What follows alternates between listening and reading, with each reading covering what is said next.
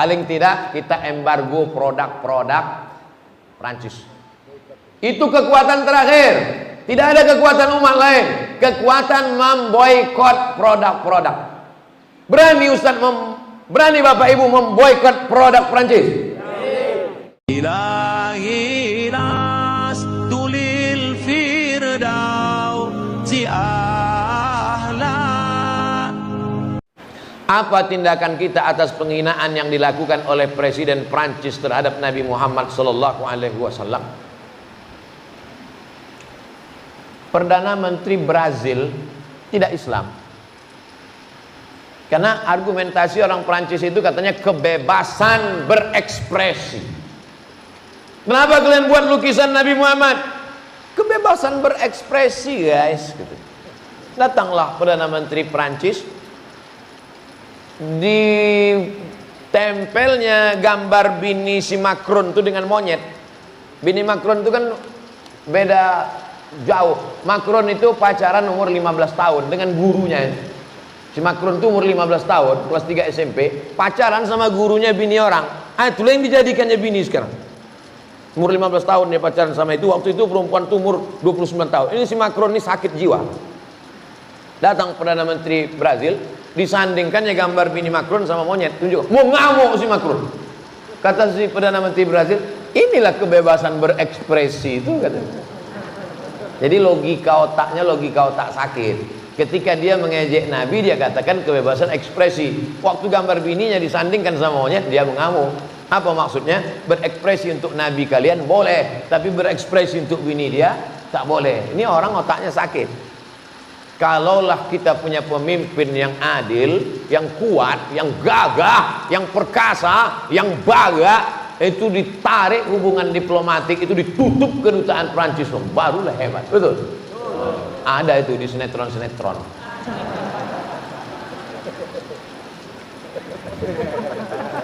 Di alam nyata tak ada, di alam gaib ada. Paling tidak kita embargo produk-produk Prancis. Itu kekuatan terakhir. Tidak ada kekuatan umat lain. Kekuatan memboikot produk-produk.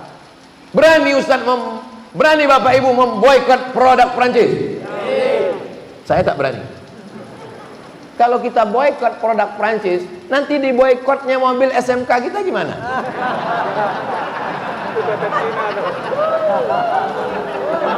Kenapa kalian ketawa?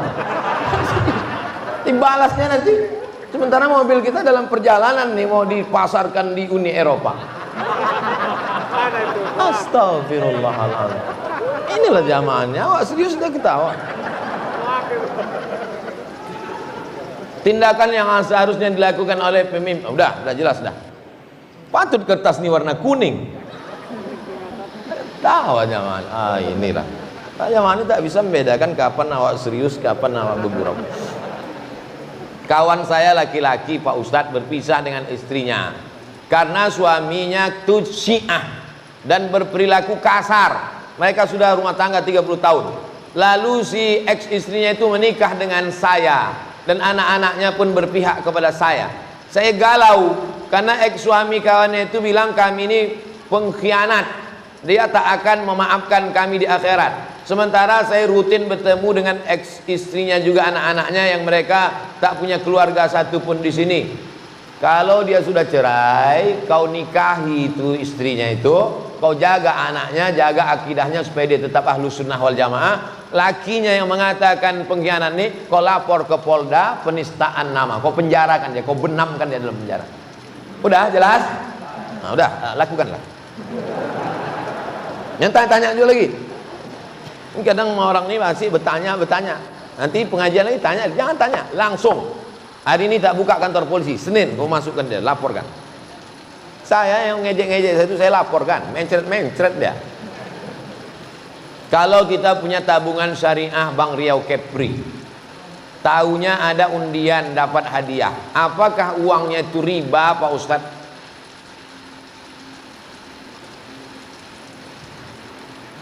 Seratus ribu mengumpulkan duit 100.000 sebanyak 100 orang. Berapa hasilnya? 10 juta. 100.000 mengumpulkan 100 orang 10 juta. Habis itu mereka masukkan ikan emas ke dalam satu kolam besar. Ikan itu kenyang, dipancing. Siapa yang dapat ikan ini dapat 10 juta. Itu judi, karena uang yang dikumpul tadi lalu kemudian dijadikan sebagai uang yang diputar, maka dia judi. 3 hari 3 malam menunggu tak dapat. Ikan tuh kenyang nih, Bos. Tengok ikan, kesian gitu. Aku kenyang gitu ikan. Judi.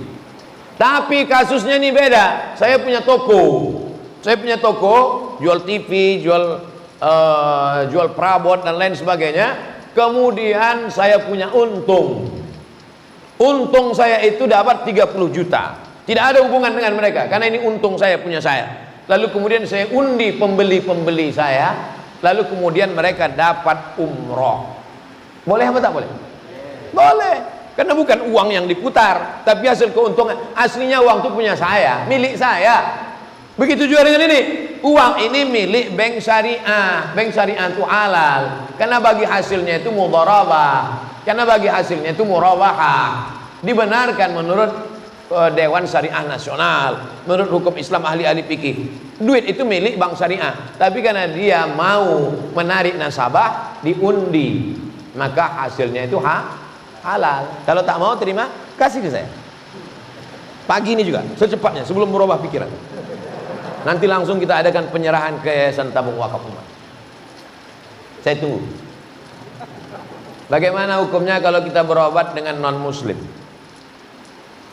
Kalau sudah mati semua dokter di Pekanbaru, tak ada lagi dokter Islam. Adalah dokter terakhir di dekat simpang Damai Langgeng. Begitu sampai di situ, dokter itu pun sakratul maut. Tak ada lagi. Tinggallah satu-satunya ini. Dan dia orangnya amanah. Saudara kita yang non muslim, la yanhakumullahu 'anil ladzina lam yuqatilukum fid din wa lam yukhrijukum min diyarikum. Kalau yang non muslim itu tidak mengusir kamu dari kampung halaman kamu, tidak membunuh kamu, tidak memusuhi agama kamu, tidak menyebarkan karikatur mengejek nabi kamu, dia baik dengan kamu, antabarruhum, kau buat baik sama dia, wa tuqsitu ilaihim, bersikap adillah kepada dia. Boleh dengan syarat dan ketentuan berulang. Baru saja dapat kabar, pagi ini saya habis dari masjid ini akan panen tanah wakaf kebun jeruk. Jadi kemarin itu kita menjual satu batang limau nipis 50.000. Hasilnya dibagi untuk penanam, untuk pemodal, untuk pewakaf yang akan digunakan untuk Yayasan Tabung Wakaf. Pagi ini mau panen, mau dihadiri oleh penasehat dari Dewan Dakwah, namanya Pak Bahtiar Bakar. Meninggal dia pagi ini. Niat baiknya sudah sampai. Untuk Pak Bahtiar Bakar dan orang-orang soleh. Al-Fatihah. A'udzubillahi minasyaitonirrajim. Bismillahirrahmanirrahim. Alhamdulillahirabbil alamin arrahmanir rahim maliki yaumiddin. Iyyaka na'budu wa iyyaka nasta'in shiratal mustaqim shiratal ladzina an'amta 'alaihim ghairil maghdubi 'alaihim waladdallin. Amin. Allahumma shalli ala sayyidina Muhammad wa ala ali sayyidina Muhammad. Apa hukumnya memelihara reptil, ular, iguana? Nabi Shallallahu Alaihi Wasallam ada sahabat namanya Abu Umair. Abu Umair ini memelihara burung. Nama burungnya Nughair. Yang punya burung Umair. Nama burungnya Nughair. Nughair itu artinya burung pipit. Dulu burung gereja, pindah ke masjid burung mu'alaf.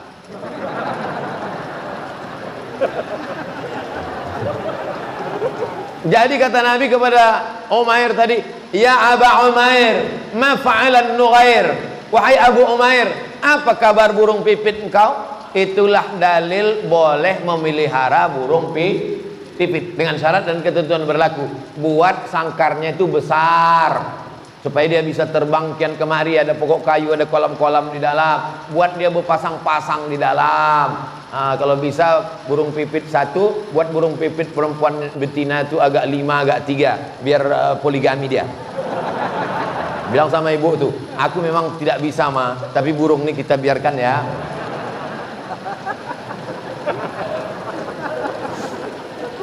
Jangan tersiksa dia di situ.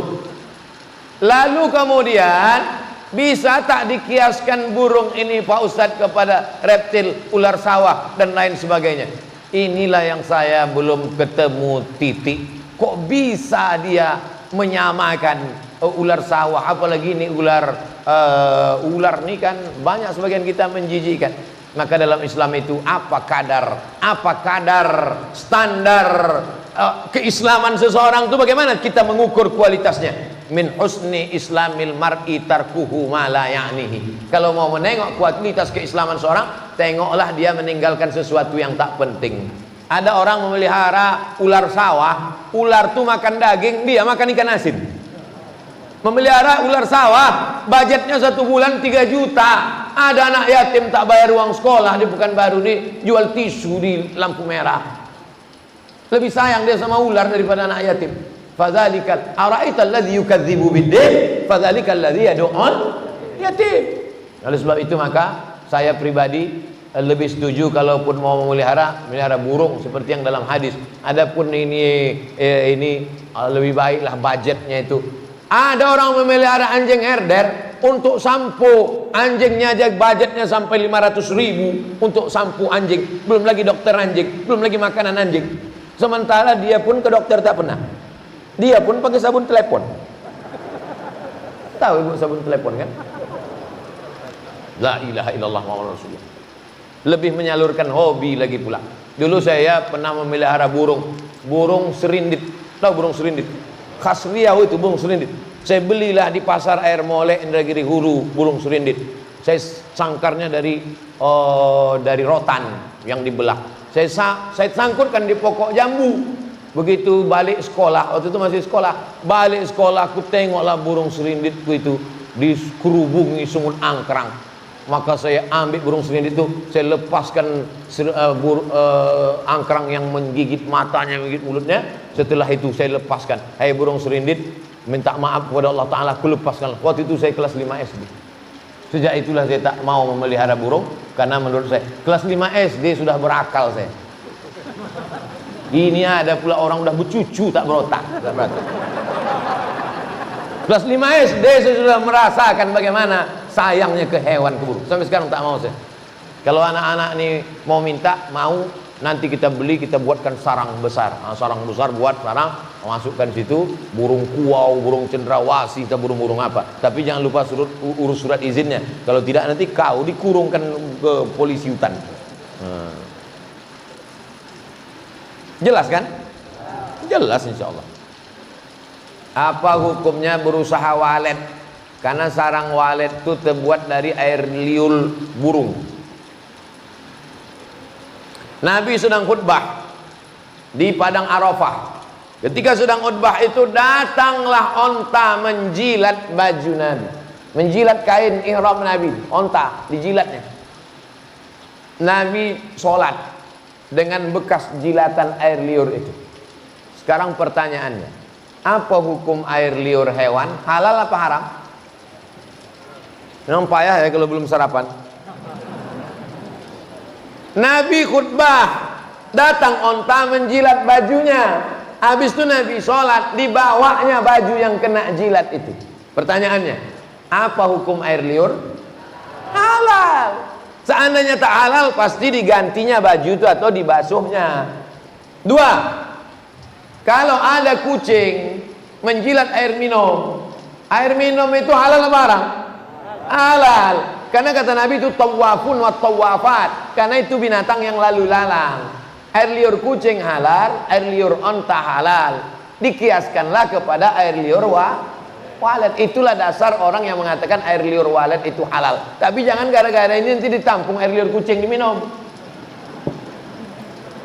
Apa hukum air liur walet? Halal. Mana dalilnya? Kias. Karena halal air liur onta, halal air liur kucing, maka halallah air liur walet. Lalu kenapa ada ustadz yang mengatakan air liur walet itu haram? Air liur walet jadi haram karena bercampur dengan najis. Dia tidak najis, tapi karena bercampur dengan najis, maka berubah menjadi mutanajis. Jadi mutanajis, berubah jadi najis. Air liur walet itu suci. Tapi sampai sekarang walet ini belum punya WC umum, bercampur dengan ciri walet. Maka itulah yang menyebabkan. Tapi rupanya sarang walet itu dipasangnya CCTV. Pasangnya CCTV pakai infrared, nampaklah di situ bahwa walet ini sarangnya di sini, buang nya di sini, tak bercampur kata dia. Maka itulah ada yang mengatakan sarang walet halal. Oh tidak Pak Ustaz, walet ini mengganggu kami, tak bisa kami tidur malam ribut. Itu lain lagi hukumnya, bukan hukum air liur. Itu hukum membuat sarang walet di tengah pemukiman masyarakat. Habislah disumpah orang, mampus lah yang punya walet ini. Setan anakku tak tidur-tidur. Akhirnya duit hantu dimakan setan. Maka jangan buang sarang walet di tengah pemukiman masyarakat yang ribut sehingga orang tak tentram, mengganggu. Iman ini kata Nabi bid'un wa sab'una syu'bah, 70 sekian cabang. A'laha yang paling tinggi la ilaha illallah, yang paling rendah imatatul adza 'anit thariq, membuang sesuatu yang mengganggu di jalan. Itu iman. Mengganggu di jalan, buang. Mengganggu telinga orang, terganggu anak orang tak bisa tidur tengah malam. Tak tidur malam. Ustadz katanya umat Nabi Muhammad terjadi menjadi 73 golongan. Jadi golongan mana yang benar tuh Pak Ustadz? Iftaraqatil yahud ala 71 firqah. Yahudi terpecah 71. Iftaraqatin nasara ala 72 firqah. Nasrani terpecah jadi 72. Iftaraqat ummati ala 73 firqah. Umatku terpecah jadi 73. Mana yang paling banyak? 73. 71, 72, 73 bukan angka nominal, tapi menunjukkan banyak. Yahudi banyak, Nasrani lebih banyak, umat Islam lebih banyak. Siapa yang paling selamat ya Rasulullah? Al-firqah an-najiyah, kelompok yang selamat. Siapa itu? Ma ana alaihi wa ashabi, mereka yang ikut jalanku dan ikut jalan sahabat-sahabatku. Kita inilah yang selamat karena kita yang hadir di masjid ini melaksanakan sholat subuh berjamaah, yang ikut majelis ilmu, membaca kitab-kitab sunnah, maka kita adalah ahlu sunnah wal jamaah. NU, Muhammadiyah, Perti, Persis, Al-Wasliyah, Nahdlatul Watan, FPI, itu semua adalah organisasi sosial kemasyarakatan. Yang dimaksud dengan ahlul bid'ah dhalalah adalah Khawarij, Mu'tazilah, Qadariyah, Syiah, Jabariyah, Khalqil Quran.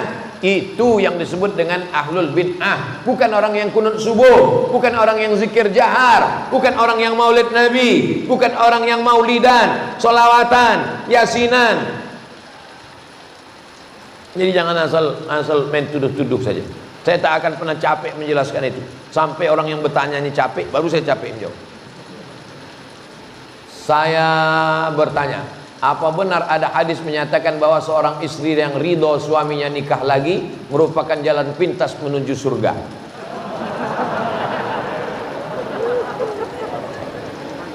Siapa yang ikhlas istrinya, siapa yang ikhlas suaminya kawin lagi, maka cepatlah jalannya menuju surga. Kata satu blog, ada blog di internet itu menulis itu, saya baca. Lalu dibalas sama yang blog satu lagi, siapa yang ikhlas membawa istrinya belanja ke mall, maka dia masuk surga. Yang ini membuat blognya adalah suami yang mau kawin lagi. Yang ini yang membuat blog ini persatuan perempuan yang mau dibawa suaminya belanja ke mall. Jadi mereka ini perang, cuman bawa hadis, tak hadis siapa dibawanya. Yang ada dalam hadis itu bunyinya begini, innama huwa jannatuki wa naruki. Begitu bunyi hadisnya.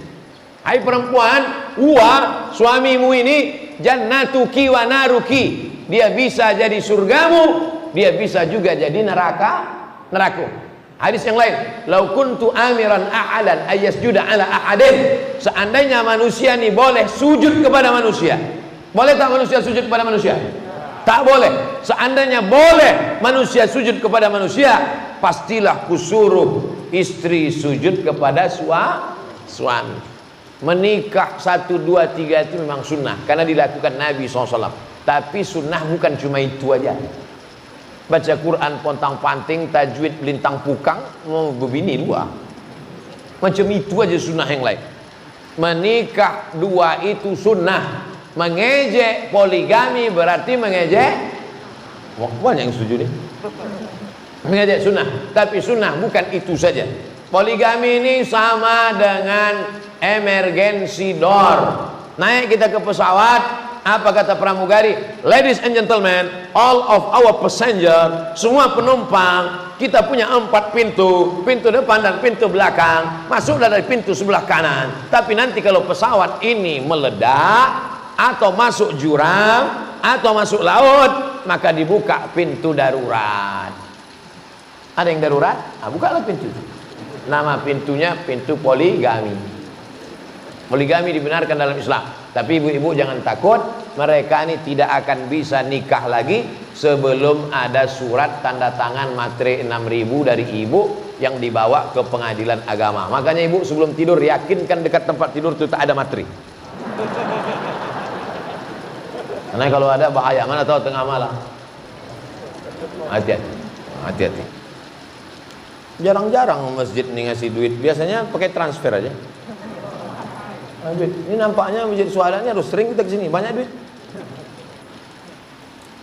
Maulaya salli wa sallim daiman ala habibika khairil khalqi kul Muhammadun asraful a'rabi wal ajami Muhammadun khairu man yamshi ala qadami.